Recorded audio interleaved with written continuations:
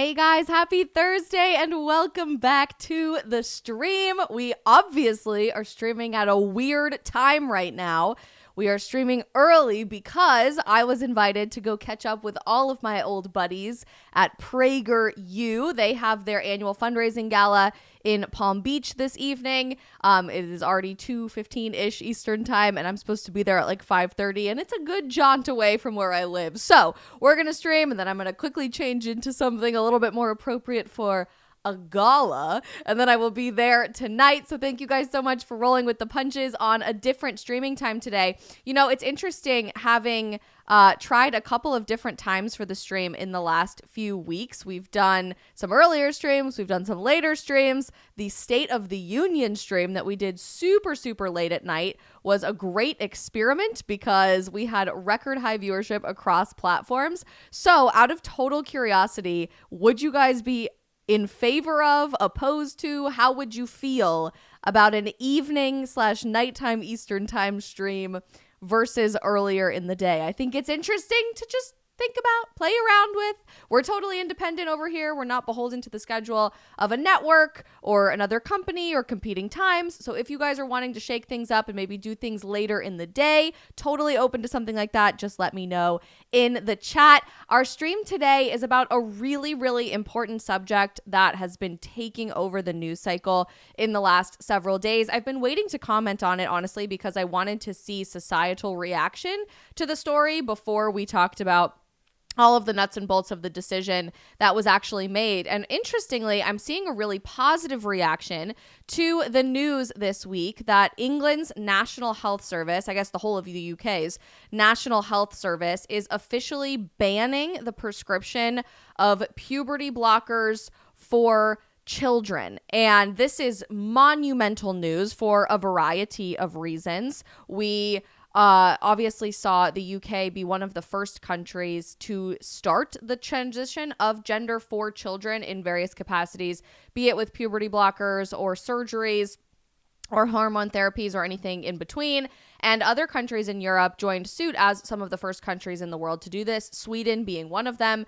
And now several European countries are all walking this back all the way to not even allowing the prescription of puberty blockers to children, which is incredibly eye-opening to me because while I feel like the entire concept of child gender transition is on the rise in America and in the United States and is still very contentious and up in the air with how people feel about this issue, we seem to be 3, 4, 5 years behind what all of our friends over in Europe have discovered, and now decided to rescind their opinion on allowing for the transition of gender of children. So we're going to be breaking all of this down today. There's a whole lot of craziness and misinformation out there on the subject, and certain individuals who I particularly love, like Harry Potter author JK Rowling, are under extreme fire for their comments in support of this decision by the NHS. We want all of you guys to be weighing in the chat throughout the conversation today as well, because it is a very contentious subject, and I really want to know what you guys feel about it. As we're getting started, if you haven't already, do me a huge favor and hit the like button on this stream if you guys haven't already. That could look like a thumbs up or a little heart. I'm working on my youth heart. It's getting better every day. Better than the old millennial heart, okay? And if you haven't already, smash that follow or subscribe button to help us continue growing one day at a time across all of our channels. Before we jump into the meat and potatoes of this very controversial NHS decision, I want to give a huge thank you and shout out to our friends at Hallow for sponsoring today's stream. If you guys haven't already heard me talk about Hallow, I have absolutely changed my entire life using this app over the last several weeks. Hallow is America's largest #1 Christian prayer app ever downloaded in the United States, and it's taking off across the world as well. They have over 5,000 meditations, prayers, podcasts, fasting guidelines, everything you can possibly imagine to help you create more structure around your prayer life and incorporate prayer into your daily routine a little bit easier. They are currently doing a really cool campaign for Lent going into the last couple of weeks of Lent before Easter called Pray 40. You guys that have been listening to Pray 40, you know it is just mind-blowingly good, and it has been mind-blowingly good for me too. And they've got some really exciting content coming up for Pray 30. So if you haven't already downloaded Hallow or you've never checked it out for yourself, please consider doing so. If you go to hallow.com, HALLOW.com/Isabel, you can get a 3-month free trial for all of their content. They never offer free trials that are that long, by the way, but we have worked out a pretty great deal behind the scenes for you guys because we just love their product so much. Go to hallow.com/Isabel. Check it all out. I promise you it will be worth it. And let's say hi to a couple of people really quickly in the chat as we're jumping into this crazy NHS story. We've got Maggot Keeper watching on Instagram. We've got Megan watching. Hello. We've got Sean tuning in. Remy is here. We've got Caesar watching on Instagram. Great to see. Over on Locals, we've got Crazy Cat Lady, Alex Padron, Sabina, the whole gang. You guys are the goats. Love you. We've got DC Holding and Mike Quilwin kicking things off for us over on Rumble, Will Total Package, Kobe, Delane, and more on YouTube. God, I love you guys so very much. And it looks like we have a lot of people watching in Sweden and in the UK on Instagram particular, which is good because I want your guys' opinions on the ground. If you live in some of these countries that are now outlawing child gender transition, what are people saying about it? Is the general consensus this is a good thing that we are outlawing this, or are people really upset about it? At least over here in the United States, when the news broke a couple of days ago that the NHS will no longer be allowing children to be prescribed puberty blockers at any NHS clinic in England, Americans totally melted down about this. But I have this hypothesis that we are just 3, 4, 5 years behind you guys. It wasn't quite as popular to transition children for a while until now in America. And I think the fad is going to go out just as quickly as it's come into fashion based on the cultural standard that you guys are setting in your countries right now by outlawing this practice. So in case you haven't heard anything about this news, I think it's really important for us to just start at the 30,000 foot level so that you can be educated and understand what's going on in the world. Time magazine published this on March 12th, so 2 days ago. I thought about commenting on it then on the stream, but as I said at the beginning, I really just wanted to wait it out a few days to see how people were responding to this, what was the general consensus, and how America would specifically respond. But this is a really, really big deal. Even the idea that children will no longer be able to access puberty blockers through NHS clinics in England is a massive, massive turn of events and inversion of what's been culturally and politically celebrated and allowed first countries in the entire world to give the thumbs up to start the gender transition of children. Everybody else kind of caught up to them, and now they are the first countries to completely outlaw the practice, which tells me that there's something that they know that we don't quite yet know, or maybe might not understand yet because we're not quite as far into the journey as they are. Time magazine wrote, children in England will no longer receive any prescriptions for puberty blockers, confirming the medicine will only be provided to youth who were taking part in clinical research trials. So only if you are part of a research project will you ever be prescribed puberty blockers in the UK now as a child. They say puberty blockers are used to delay the onset of puberty by blocking the body from making sex hormones such as testosterone and estrogen. The hormonal suppressants do not reverse any changes that have already happened, but can block physical changes like breast development and facial hair. For the record, at least in the United States, clinically, the entire narrative surrounding puberty blockers is that there's literally no damage that could possibly happen to you, to your body, to your psychological well-being, to your emotional and mental health. This just delays the process. This just puts things off so that you can decide if you want to naturally develop as a girl or a boy as you were born, or you might want to change your mind later on down the line. So that's the entire messaging in our country surrounding these things. Obviously, if you've done a little bit of digging and a little bit of research, you'll know it's really not as simple as that. To say that all of these things do absolutely no damage and even are entirely reversible is a huge misnomer and is wild medical misinformation, wildly misleading. I highly encourage you to listen to stories like Chloe Cole, who is one of the most beautifully outspoken voices in the detransitioner community. What she was told about her experience being put on puberty blockers in 8th grade at 12, 13 years old and being told these are totally reversible and nothing bad's going to happen to you. It's totally fine. But that's a huge, huge misconception that really is not scientifically, clinically, or medically true. So since these have been in use for so long in the United Kingdom for children, this quote is fascinating to me from an NHS policy document that was released 2 days ago, where they said this: "We have concluded that there is not enough evidence to support either the safety or the clinical effectiveness of puberty blockers to make the treatment routinely available at this time." In other words, the NHS, the number one healthcare provider in the United Kingdom, really the only one, although there's some very minor private healthcare services that are offered in the UK. But in other words, the entire healthcare system of the United Kingdom said, yeah, actually, we discovered these aren't safe for kids. We've been using them for several years. We've totally okayed them and given them the thumbs up.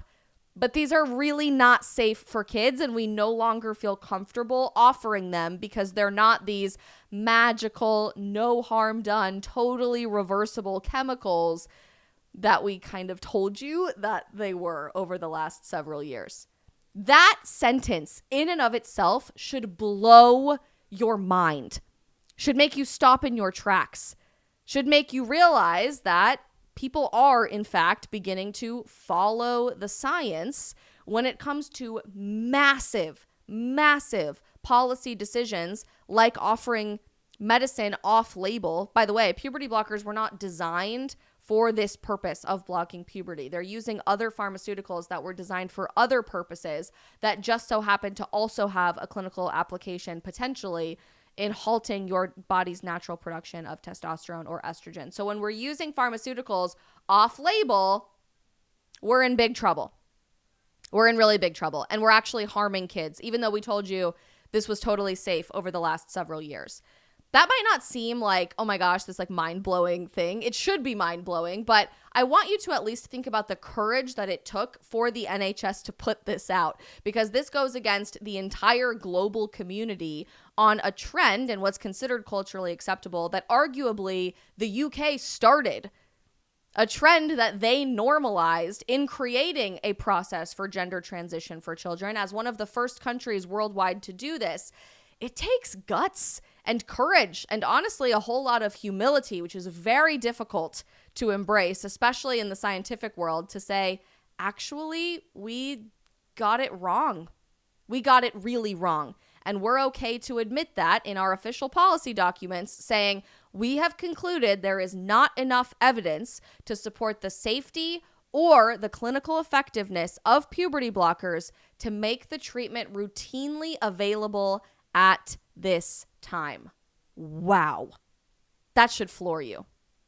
For the record, the reason they discovered this is because gender transition of children became so normalized in the UK. So on one hand, I'm pleased that they were able to actually come to this scientific conclusion, but it breaks my heart that thousands of children in the UK were really used as clinical guinea pigs to discover just how damaging this treatment, I put that in big quotes, really was to them. From 2021 to 2022 alone, there were more than 5,000 children specifically referred to the Gender Identity Development Service, which was a national health clinic in the UK specifically for gender transition of kids. 5,000 children from 2021 to 2022 in a year and a half, 2 years, compared to less than 250 children the decade earlier. And we're saying it's not a cultural contagion. It's not a cultural fad. So it breaks my heart, honestly. It makes me sick to my stomach that 5,000 children, and we're not even counting kids in 2023 and 2024, had to be the clinical guinea pigs and the clinical test subjects to discover just how dangerous this was. But on the other hand, on the off chance that there might be a light at the end of the tunnel with this, that clinic, the Gender Identity Development Service, is now officially closing at the end of March because the NHS is realizing just how dangerous this actually is.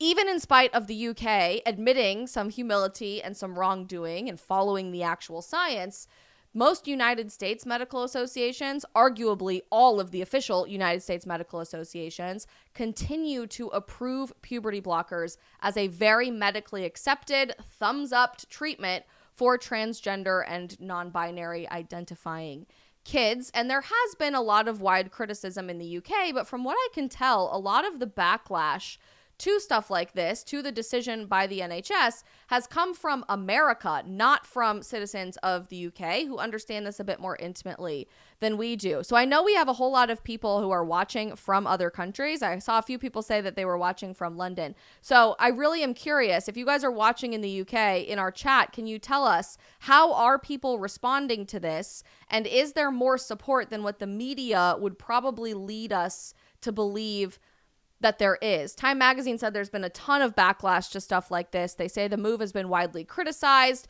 There's gender diverse children and their family support groups that are calling the decision deeply disappointing and a further restriction of support offered typically through the NHS. Government leaders are saying the opposite side of things. They say we have always been clear about children's safety and well-being being paramount in the UK, so we welcome this landmark decision by the NHS. Ending the routine prescription of puberty blockers will help to ensure that care is based on evidence, not just political trends. That's fascinating. That is so interesting to me. Maggot Keeper says people mostly support this, but the liberal think tanks are definitely pushing their agendas, trying to push some of the same stuff. AZ Real says very much support the ban. People hate those creeps. Interesting. That's really interesting. Huh. Anybody else from the UK watching who might be able to provide some thoughts on this? Let me know. Keep it up in the chat and let me know if we keep going. So, the interesting part about this is that this has kind of been a long journey for the NHS to arrive at this decision. The idea of scaling back gender transition for kids, because they had been among the first countries in the world to start the process, has been going on for years and years and years. Back in October of 2022, for example, the NHS had a major scale back by ending what we call the gender affirmative care model for kids in England. If you've never done a whole lot of research into the realm of gender affirming care and what specifically that phrase means, gender affirming care is essentially the assumption that you 100% must provide nothing but affirmation if a child comes to you and says, I think I might be a different gender. So if a kid comes to you and says, I was born a girl, I don't really want to be a girl anymore, there is absolutely no room anywhere for you as an adult in their life, be it their school counselor, their parent, their doctor, anybody, to say, are you sure? Are you sure that you really want to go through this process? You 100% have to agree with them. So almost a year and a half ago at this point, the NHS had a huge scale back by saying that we are no longer just going to blindly affirm gender transition for children, which is considered commonplace and acceptable practice now in the United States. In fact, if you say, I don't want to just blindly affirm a child's thought on this, I think it requires a little bit more nuance than that, they will threaten to take away your medical license to practice medicine as a physician in the United States of America. It is asinine and crazy, but that's exactly where we are. So the fact that that happened over a year and a half ago told me that they were probably going to move in the direction of ending puberty blockers. But even other European countries over the last several years have been scaling back significantly with what many would call transgender affirming care for minors. This was published last July from US News and World Report that several European countries have been restricting trans healthcare for minors. They say European health bodies from Sweden to France are taking a much more conservative approach to gender-affirming care for minors. In this article, they talk about how countries like Sweden and the UK have really specifically been scaling back even after they were the first countries to approach gender-affirming care. They specifically said the UK is not the only European country that is rethinking how to approach gender-affirming care for minors. Several countries, including traditionally more progressive nations like Sweden and Norway, are changing guidelines, at least in part, due to questions from some doctors about the risks of such procedures. In other words, doctors, medical professionals, people who have been trained in the idea of research, of asking the big questions, following all of the data, the statistics, the evidence, and arriving at the proper conclusion based in objective truth, are doing exactly what they are supposed to be doing. They are discovering all of the data based on the practices that we have been using is saying this is wrong. This is dangerous. This is unsafe. This is damaging. And this is not what we have promised to do as physicians, to do no harm first in the Hippocratic Oath. Sadly, some institutions are trying to even change the Hippocratic Oath, mostly Ivy League schools in the United States, because it's not quite progressive enough. But I'm so encouraged by this. Like, I personally am so enlightened by this, because as somebody who studied biomedical sciences and wanted to be a physician and thought I was really going to medical school until my life went in a totally different direction. I have a sibling in medical school today, so I hear about all of the crazy stuff happening inside of medical school classrooms. I feel like it's not the norm today for a doctor to embrace the courage to go against the grain culturally and instead just follow the science on what it actually is at face value. I think we all were really frustrated by that throughout the years of COVID, where doctors were saying, hang on a second, I don't know if that makes a whole lot of sense, or that's never what we've done for pandemic response before, or that really doesn't follow the specific needs of this virus. Like, hey, why are we doing that? And all of a sudden, all of those people were disbarred. They were told they couldn't practice medicine anymore, and they were wildly discredited in the media. So there is absolutely nothing to gain in a post-COVID medical community for these doctors to speak up about this, which is far, far more politically controversial and culturally controversial, for them to say, actually, these procedures, these surgeries, these hormone treatments, and the puberty blockers that we're providing are really dangerous, are not safe, are putting people in harm's way, and I don't feel comfortable as a physician providing this stuff anymore. It's sad. But watch this, because they're willing to stand up and say something, US News and World Report published 8 months ago, the changes in Europe are occurring much more often at the healthcare policy level, initiated by medical professionals, rather than through new or adjusted laws pushed by legislators.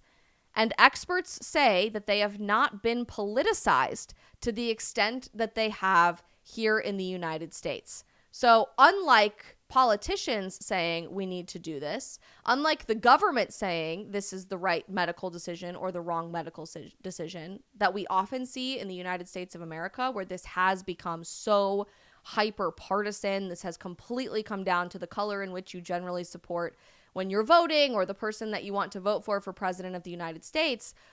Over in Europe, this is doctors, not politicians, drawing a line in the sand and saying enough is enough. Period. Full stop. I find this absolutely fascinating. US News and World Report also said the broader picture in Europe is not all negative from the perspective of those even in favor of trans rights. They say that more than 60% of the total population in the European Union, including countries such as Belgium, Germany, Italy, and the Netherlands, have clear policies in place about offering transition-related care to minors, such as puberty blockers and hormone treatments. So they already have existing framework to make sure this doesn't run completely amok. Additionally, the recently updated trans rights map published by Transgender Europe finds that 25 of the 27 EU member states provide legal gender recognition procedures. So there is a legal framework already to make sure that this doesn't go completely insane to actually be harming children, even in countries where trans identity and gender transition is overwhelmingly supported, which I think is fascinating, right?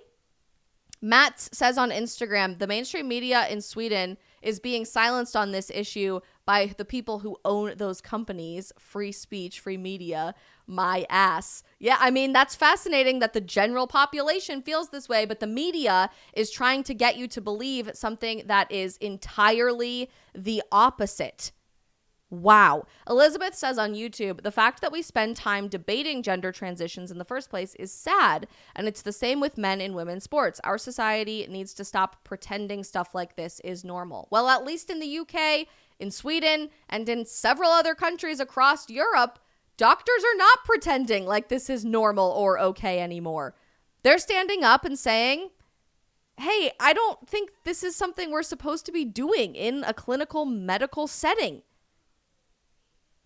It's not following the science. It's not following the data. This should not be an extremist position to take. And now, because of this decision coming out of the NHS and so many people realizing, okay, the scientific evidence is quite clear. If you support the safety of children, if you support the opportunity for kids to be healthy rather than manipulated by a medical system that's trying so hard to push them into gender transition, when statistically kids will almost always grow out of the idea of gender dysphoria. If you speak up in support of this as a non-doctor or particularly as someone in the public eye, the media will rake you over the coals, even when the average person in the population is totally in agreement with you. And maybe the most outspoken person that I've seen be totally attacked on this decision from the NHS over the last several days has been my absolute forever favorite author, JK Rowling. JK Rowling has been really outspoken about women's rights in the era of there is no such thing as a woman, with the insanity of a lot of the loudest voices in the trans movement over the last several years, and certainly has not made a lot of friends because of it. She's been attempted canceled numerous times, like more times than any of us can count if we're being completely honest. But I've noticed her on Twitter especially speaking up about this issue maybe more than anything else in the last several days, and the mainstream media is trying to absolutely destroy her reputation because of it, even when she's trying to speak up about marginalized youth being taken advantage of, being manipulated and being attacked by the gender industrial complex, and trying to protect children in the process. When this all came out, when this news came out a couple of days ago, she quote tweeted it on Twitter, and she quoted the director of the Center of Evidence-Based Medicine at Oxford in 2019. So Sky News reported kids will no longer get puberty blockers in England. She quote tweets that, and she quotes this professor saying, given paucity of evidence, the off-label use of drugs in gender dysphoria treatment largely means an unregulated live experiment on children. And the more people start commenting on this tweet saying that you're this horrible person, you're so evil, you hate people, or even calling her a bigot, the more she decides to double down. Someone commented and said, your lack of empathy is showing, bigot. And she immediately responds saying, I'm afraid this tactic doesn't work on me. Perhaps your time would be better spent thinking up some reasons you cheered on the sterilization of gay and autistic kids. One of your co-religionists is probably working on a slogan right now. We all look forward to seeing it.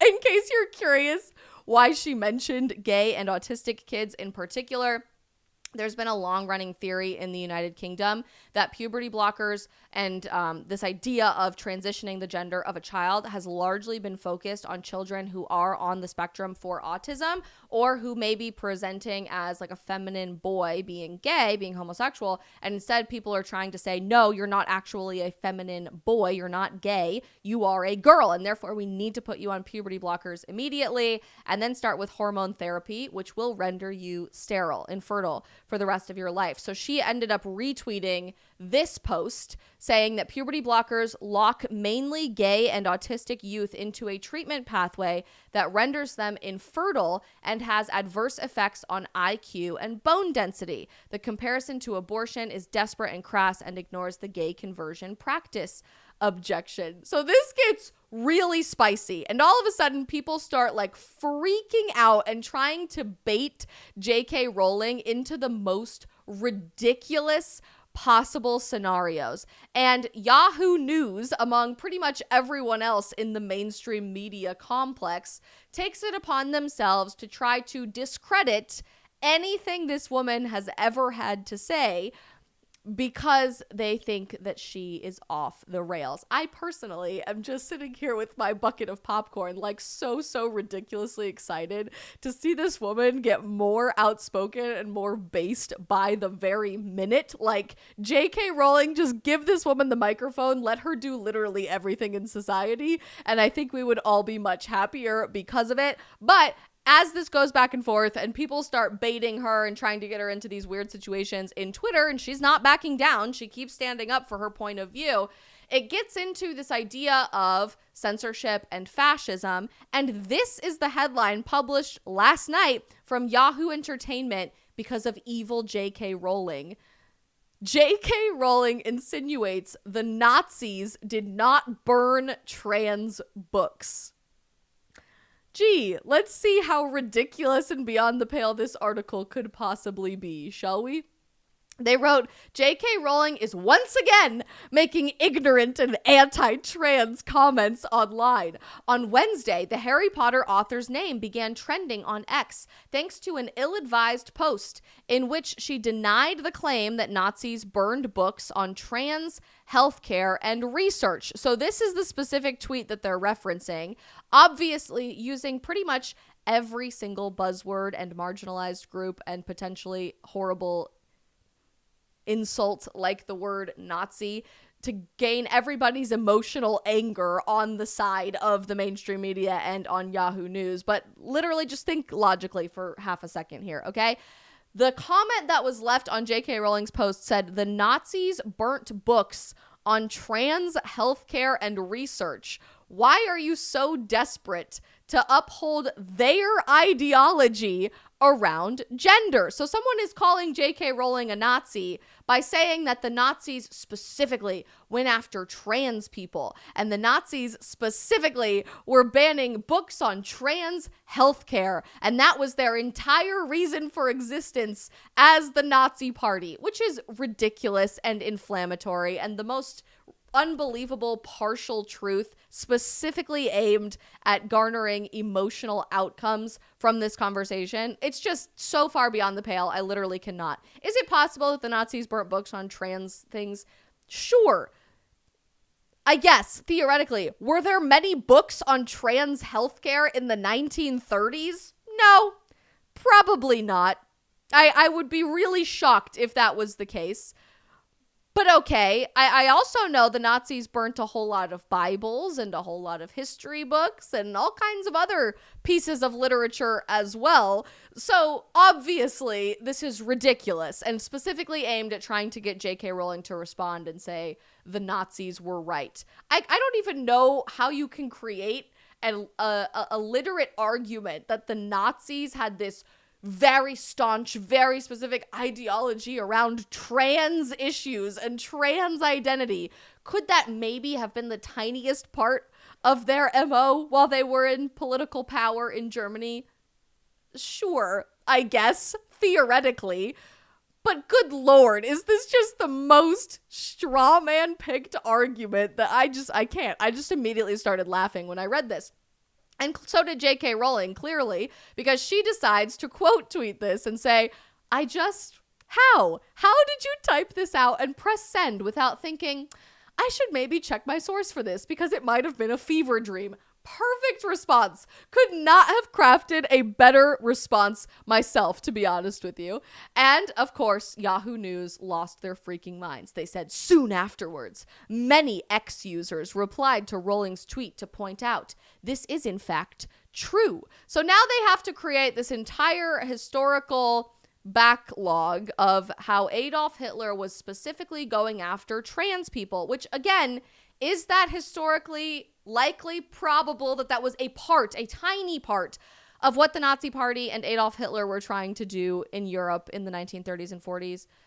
Sure, I guess. But was that the primary objective of Hitler and the Nazis? No, I don't think that at all is in anybody's mind as the primary objective for the Holocaust. So Yahoo News keeps going.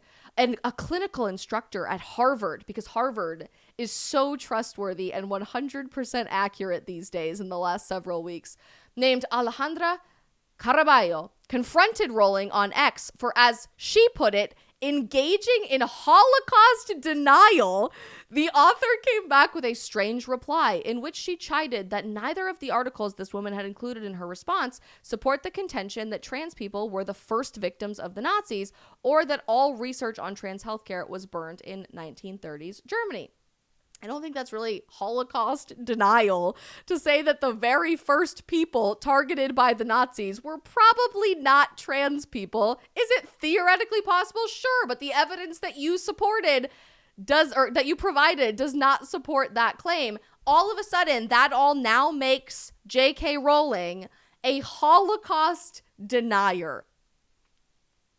And if you've been paying attention at all on Twitter over the last several months with JK Rowling speaking up about this stuff, you will know she is perhaps the least likely person to ever be identified as a Holocaust denier. In fact, people all over the internet have been targeting her for speaking up for Jewish people over the last several months, claiming that she's this radical Zionist and needs to be canceled at all costs because she is not 100% on board with the "we support Hamas" side of things. So now they're attacking her from both sides because they just have to try to silence this woman at any means necessary. That she is both a radical, violent Zionist because she is speaking up for the hostages who are still being held hostage by Hamas, and also she hates Jewish people and she hates trans people and she hates everyone else because she is engaging in Holocaust denialism by correctly pointing out that I don't really think that trans people were the very first victims of the Nazis in 1930s Germany. Call me crazy. Call me wildly illiterate.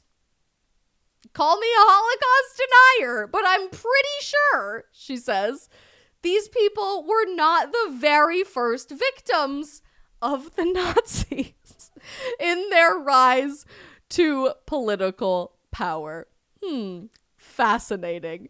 Of course, Yahoo News has to wrap up their entire article by saying Rowling has been spouting anti-trans rhetoric for years now, although she's insisted that she never set out to upset anyone. Last year, The Witch Trials of JK Rowling became a podcast published by the Free Press. If you guys have never listened to The Witch Trials of JK Rowling, so interesting. You guys really should take the time to listen to it this weekend, maybe. It was a great listen, and I was just absolutely fascinated by it.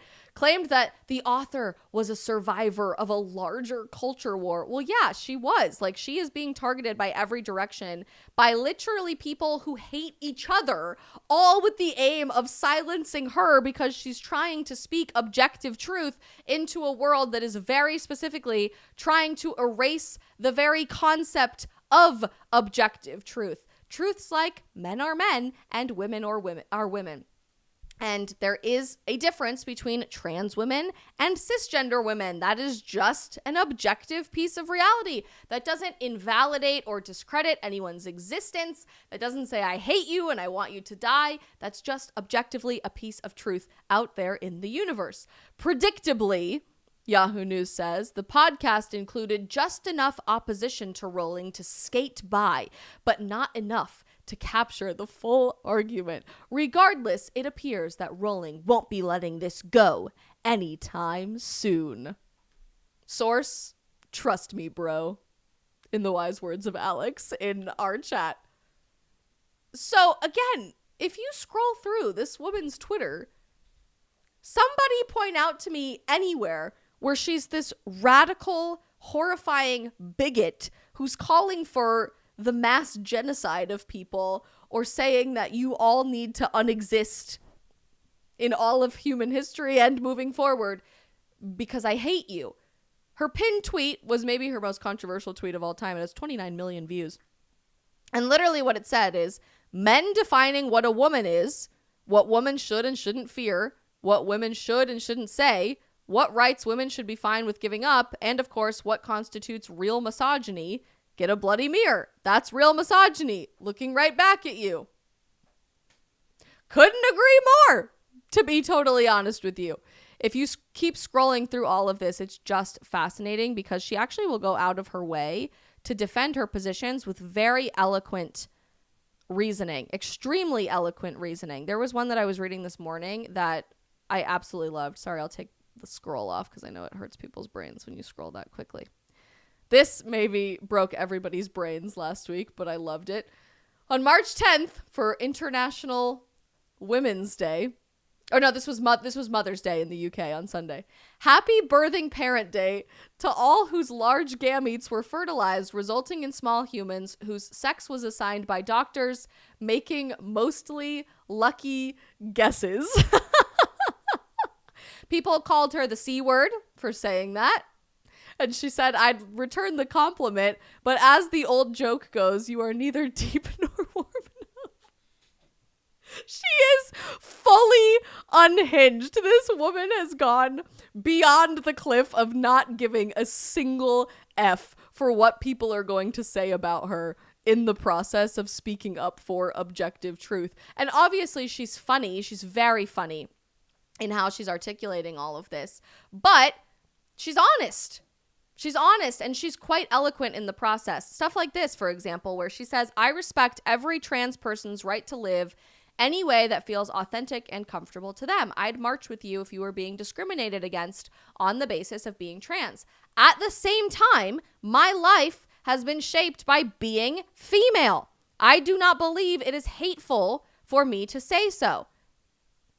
People called this blatant discrimination when she posted that, and she responded to that claim by saying, accurately sexing trans-identified men who send misogynistic abuse to women is not discrimination. Man is not a slur. I know a lot of you think the UN should intervene whenever women bruise your egos, but there is no human right to universal validation. That line in and of itself, there is no human right to universal validation for your identity, floored me when I read that this morning. That is the most eloquent and perfectly worded sentiment on the historical, because it's truly changing history, lunacy, insanity that has turned Western civilization upside down in the last several years on this issue in isolation.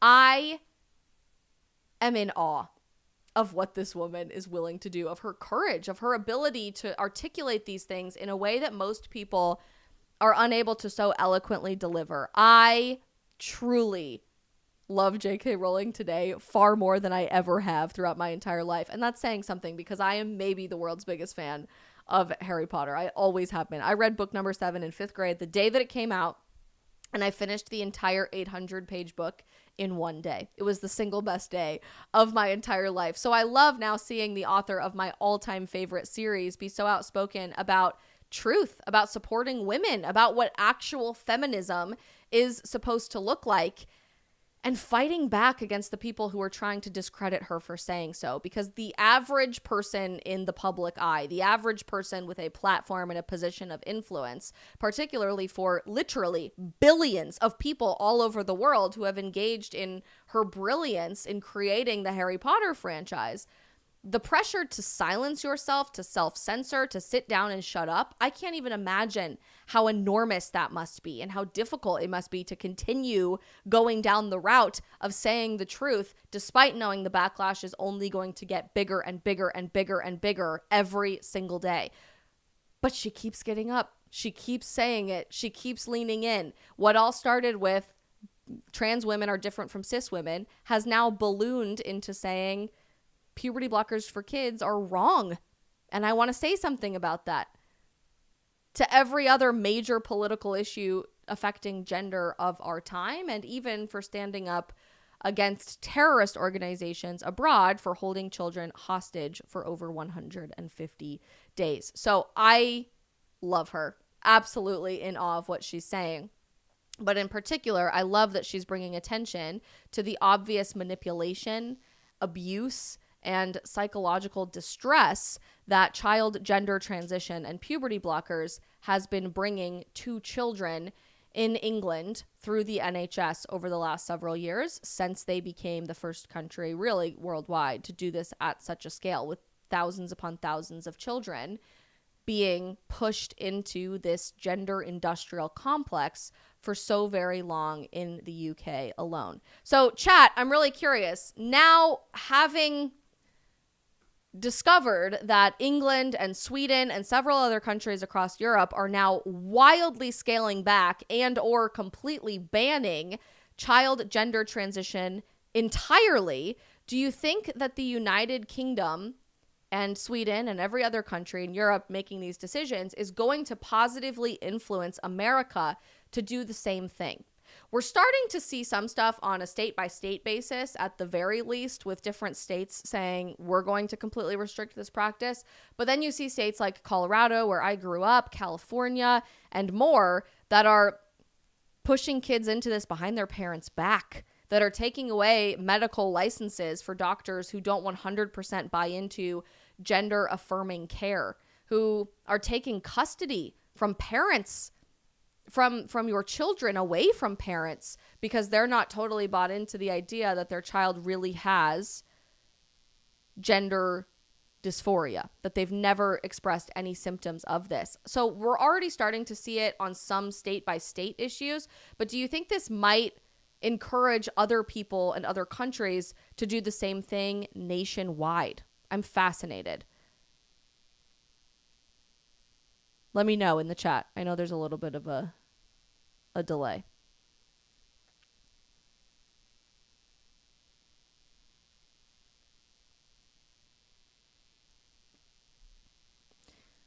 I don't know if I believe it or not.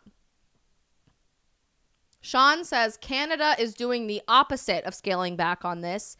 Instead of outlawing the practice, they are criminalizing parents. Wow, that's really well said and sad. I believe, correct me if I'm wrong, Sean, but Canada nationwide has the ability to remove custody from parents of their children over gender identity. We only have that in a few states now. I think it's really catching fire and is becoming more normal. But correct me if I'm wrong, I'm pretty sure that's commonplace and practice across the entire country of Canada. Andre says, America has their own agenda and doesn't care what others do, even if it's for the positive. Mad About says, it's going to be hushed. Our medical community won't talk about any of the data and evidence from Europe causing the back walk from all of this. That's really interesting. Mate Handle says, I pray the U.S. will follow. In fact, how did the government even get the rights to children over their parents? Well, slowly, very slowly, and one crazy policy issue at a time. Crazy Cat Lady said, as I've said before, if the USA would follow suit, the left would be the one to copy them and then somehow take it and blame the right for the trans stuff. That's interesting. So you think if it really did come out in American research that this was bad for kids, the left would somehow flip their position and say it's been the right trying to push kids into this for so very long. Interesting. That's really fascinating. TZ Patriot says maybe common sense is on the rebound, and the Shadow Band on Rumble says on this particular topic, maybe. Roseplay says hopefully yes, the U.S. comes back on this side of things. I'm very hopeful about it, but I think it's really going to keep coming down to a state-by-state issue. So I don't know.